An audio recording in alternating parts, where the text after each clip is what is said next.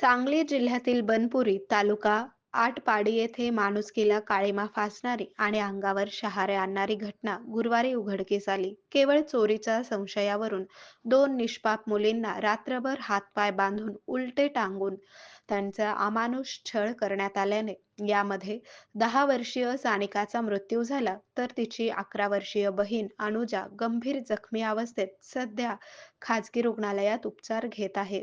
बुधवारी सायंकाळी सुमारे 5 वाजण्याच्या सुमारास दादू हैबत यमगर याने सानिका व अनुजा या दोन्ही मुलींना हातपाय बांधून घरातील पत्र्याच्या अँगलला उलटे टांगले. रात्रभर त्या मुली वेदनेने तडफडत पाणी पाणी म्हणून ओरडत होत्या. मात्र त्यांच्याच आई वडिलांनी त्यांना पाण्याचा थेंबही दिला नाही. मुलींना वरती बांधून निष्ठुर आई वडील घरातच निर्धास्त झोपले होते, तर बाहेर आजी आजोबा झोपले होते. रात्रभर असह्य वेदनेने सानिकाने रात्रीच प्राण सोडला. आरोग्य म्हणजे केवळ औषध नाही, तर निसर्गाच्या योग्य उपचारांनी मिळणारी खरी आरामदायक अनुभूती.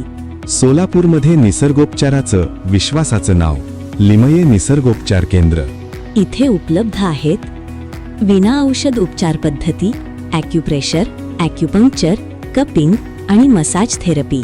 सर्व प्रकारच्या आजारांवर निसर्गाच्या माध्यमातून